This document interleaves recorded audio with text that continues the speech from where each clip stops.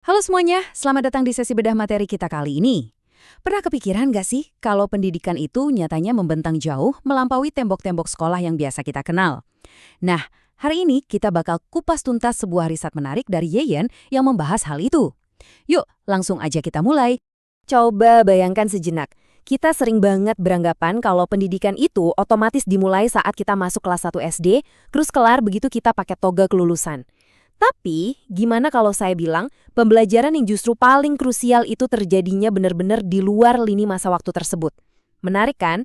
Ya, nyatanya pendidikan itu nggak melulu soal seragam dan bel sekolah loh. Ini dia peta jalan kita buat hari ini.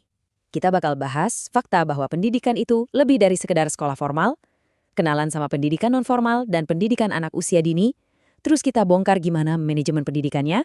Nggak lupa kita juga akan bahas hambatan dan tantangan di lapangan, sampai solusi untuk masa depan. Poin-poin ini beneran jadi rahasia di balik kesuksesan sebuah masyarakat. Masuk ke bagian pertama, lebih dari sekedar sekolah formal. Di sini kita bakal mendefinisikan ulang pemahaman dasar kita tentang gimana sih sumber daya manusia yang hebat itu dibentuk. Poin krusialnya gini, membangun sumber daya manusia yang berkualitas itu ibarat nyusun sebuah puzzle raksasa, butuh lebih dari sekedar selembar ijazah.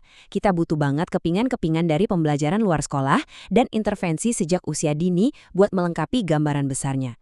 Dua hal ini sering banget luput dari perhatian, padahal jujur aja, keduanya adalah fondasi utama yang sangat menentukan kualitas seseorang dalam menghadapi kehidupan nyata. Lanjut ke bagian 2, memahami pendidikan nonformal.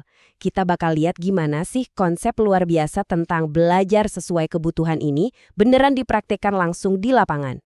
Nah, ada satu miskonsepsi yang harus kita lurusin nih. Cuma karena belajarnya terjadi di luar ruang kelas, bukan berarti prosesnya nggak ada strukturnya ya. Pendidikan nonformal itu tetap sebuah jalur yang sistematis dan berjenjang. Bedanya, sistem ini dirancang supaya super dinamis dan langsung ngena sasaran ke apa yang benar-benar lagi dibutuhin sama masyarakat saat itu juga. Coba deh ingat-ingat, ada nggak sih skill atau keterampilan baru yang kalian pelajari baru-baru ini? Entah itu lewat pelatihan kerja, bimbel, atau mungkin kursus bahasa asing. Nah, itulah asyiknya pendidikan nonformal. Sistem ini ngasih fleksibilitas tinggi buat siapa aja, termasuk mereka yang mungkin merasa tertinggal dari sistem formal buat ngambil kendali penuh dan ningkatin kualitas hidup mereka sendiri tanpa dibatasi tembok sekolah. Masuk ke bagian 3, pendidikan anak usia dini. Sekarang kita narik waktu jauh ke belakang, ke ujung spektrum yang berlawanan, yaitu masa titik nol perkembangan seorang manusia. Buat kalian yang mungkin belum tahu, fase dari usia 0 sampai 6 tahun itu adalah jendela kritis yang nggak akan pernah kebuka 2 kali. Di masa inilah anak-anak ibarat sponge, mereka menyerap semua fondasi motorik, kognitif, dan sosial dengan kecepatan luar biasa sebelum akhirnya melangkah ke sekolah dasar. Ibaratnya nih, kalau kita gagal ngebangun fondasi di fase ini, kita bakal bayar mahal banget buat benerinnya di kemudian hari. Dan yang bikin keren, PAUD itu bukan model yang kaku dan satu ukuran untuk semua. Sistem ini dengan cerdas beradaptasi sama kondisi masyarakat. Mulai dari taman kanak-kanak yang terstruktur, kelompok bermain yang fleksibel, sampai tempat penitipan anak yang jujur aja, jadi penyelamat dan pendukung utama buat rutinitas para orang tua pekerja. Setiap layanannya benar-benar dirancang buat nambal celah kebutuhan keluarga modern. Dan karena pikiran anak usia dini itu gampang banget menyerap informasi, beban para pendidiknya juga luar biasa besar. Mereka dituntut punya kesabaran tingkat dewa. Nggak cuma bertindak sebagai pengajar yang ngasih instruksi, tapi mereka harus jadi pembimbing sejati, teladan moral, sekaligus arsitek yang ngebangun suasana belajar yang super menyenangkan tapi tetap mendidik. Peran mereka beneran sevital itu. Oke, kita sampai di bagian 4, manajemen pendidikan. Kita udah bahas 2 pilar luar biasa tadi. Tapi pertanyaannya, gimana sih cara kita ngejalanin itu semua secara nyata dan efektif? Gini ya, tanpa tata kelola atau manajemen yang terarah, 2 pilar pendidikan tadi cuma bakal jadi wacana dan akhirnya berantakan. Manajemen ini tuh ibarat mesin di balik layar. Dialah yang memastikan terciptanya lingkungan yang aman, teratur, dan efisien supaya proses pertukaran ilmu bisa benar-benar terjadi. Manajemenlah yang mengubah niat baik jadi hasil nyata yang bisa dirasakan. Tata kelola ini itu sebenarnya siklus kehidupan yang nggak pernah berhenti muter.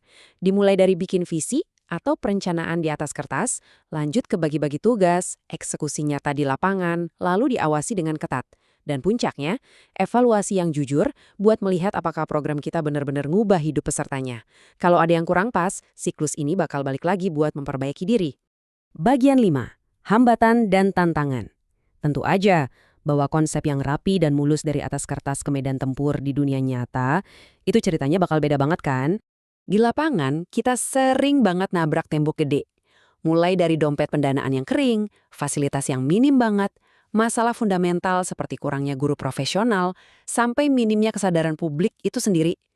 Rintangan-rintangan inilah yang secara konsisten sering ngerem laju pertumbuhan pusat-pusat belajar nonformal dan institusi PAUD di sekitar kita setiap harinya. Bagian 6, solusi untuk masa depan. Tapi tenang, kita nggak bakal nyerah sama rintangan. Mari kita lihat gimana strategi tata kelola yang jitu bisa ngebongkar hambatan-hambatan tersebut. Cara ngakalin keterbatasan fasilitas fisik dan dana itu butuh intervensi langsung dari pemerintah, dikombinasi sama teknologi modern. Bayangin deh, dengan pakai teknologi pembelajaran digital, kita bisa menyebarkan materi ajar dengan biaya yang jauh lebih efisien.